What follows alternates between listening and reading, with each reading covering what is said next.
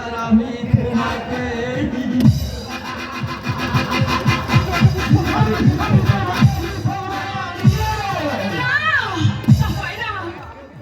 আমি কিছুতেই তোমার সঙ্গে যাব না। জোর করে নিয়ে যাবো। গুল ভাবি চার গুল ঘর করবে কে? চলে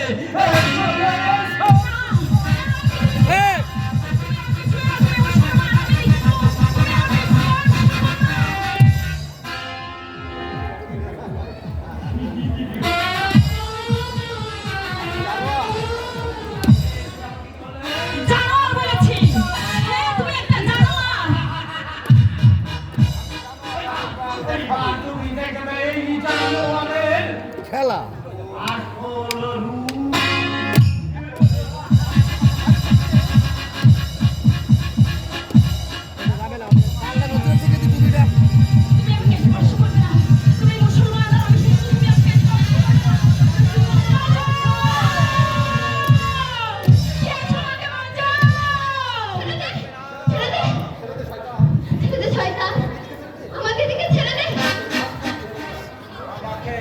আমার এই পথ রোধ করতে তুই এসেছিস চলে যাবো।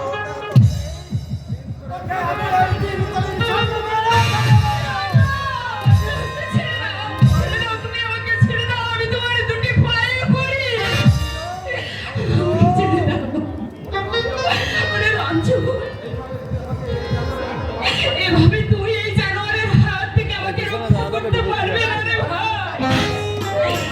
যা যা রঞ্জন যা ভাই, তুই বাড়ি ফিরে যা। বাড়ি গিয়ে মা বাবা গ্রামের লোকজন সবাইকে খবর দে। তুই কি বলছিস দিদি? আমি বাড়িতে বাবা কি বলবো? গ্রামের লোকজনকে দিয়ে তুই বাবা আমাকে এখানে আসতে বল, বল ঠিক করে নিয়ে দিদিকে ধরে নিয়ে যাচ্ছে। বলছিস দিদি? আমি এক্ষুনি যাচ্ছি। আমি চাই দিদি। আমি তোমার পায়ে পড়ি, আমাকে ছেড়ে দাও।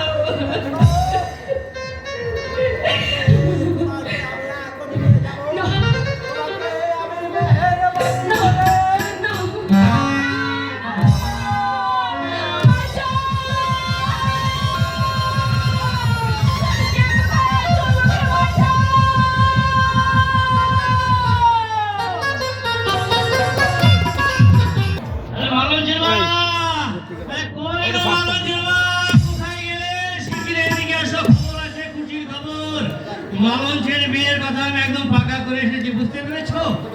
যাক, সত্যি এতদিনে একটা ব্যবস্থা করা গেছে। বড় চিন্তায় ছিলাম মেয়েটাকে নিয়ে। আরে কই গো এলে? ও হ্যাঁ, আর আসবার সময় হাতে করে আমার জন্য এক গ্লাস জল নিয়ে এসো। অনেকটা পথ হেঁটে এসেছি, গলাটা বড্ড শুকিয়ে গেছে। এসেছো? জল হ্যাঁ দাও, আমার গলাটা একদম শুকিয়ে কাঠ হয়ে গেছে অনেক পথ হেঁটে।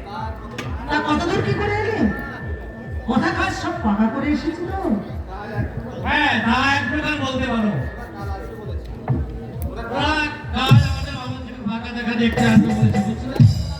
যখন দেখাশোনার সামাজিক কাজের ব্যাপার, তাই আসার সময় ঘোষণা দেওয়া আর তোমাকে বলে এসেছি, বুঝতে পেরেছো?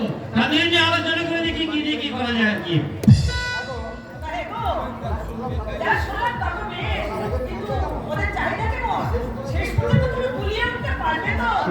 আরে না না, আমি তোমাকে ভাবতে হবে না, আমি তোমাকে একদম ভাবতে হবে না তুমি। ওরা তেমন কিছু চাহিদা করেনি। ওরা বলেছে আপনাদের মেয়ে আপনারা যেমন ভাবে আমাদের হাতে তুলে দেবেন, ঠিক তেমনি ভাবে আপনাদের মেয়েকে আমরা সুন্দর দেওয়া আছে তো।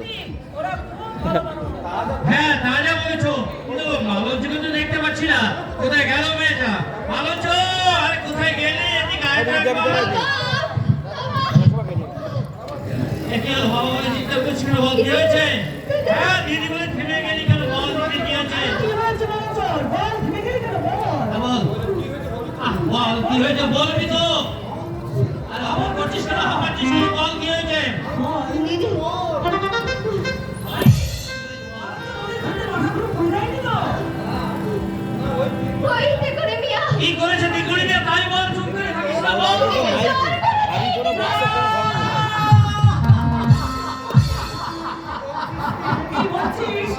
এ হতে পারে না, এ হতে পারে না।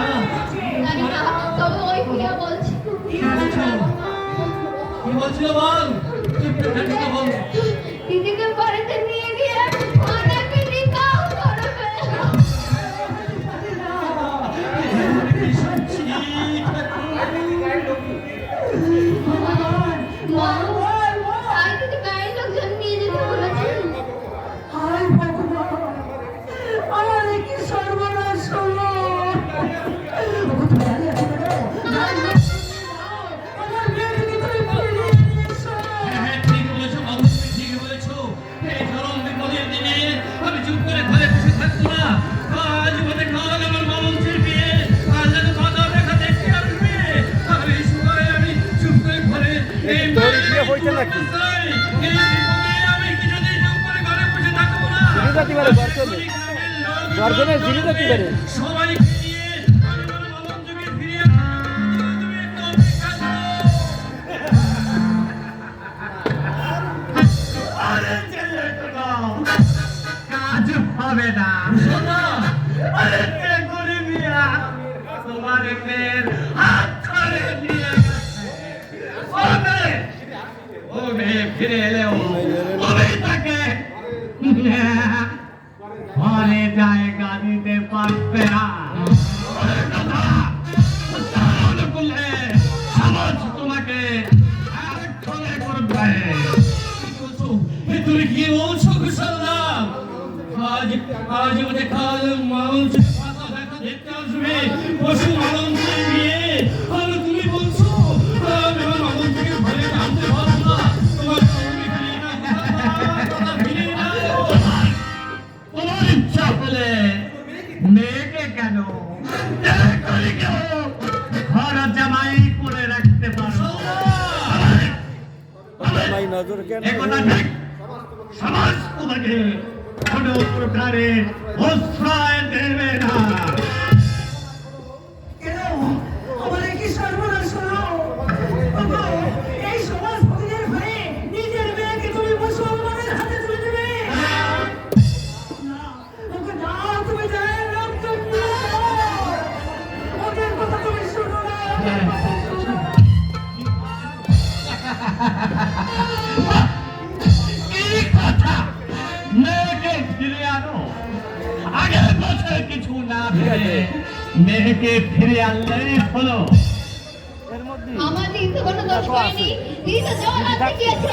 ওই মেয়েকে হাজার নিকাহ সাল করে দিচ্ছিল। ধরে নিয়ে গেছে। বিড়ি দাও। ও বিড়ি নেই। বলি, ঘোর বলি।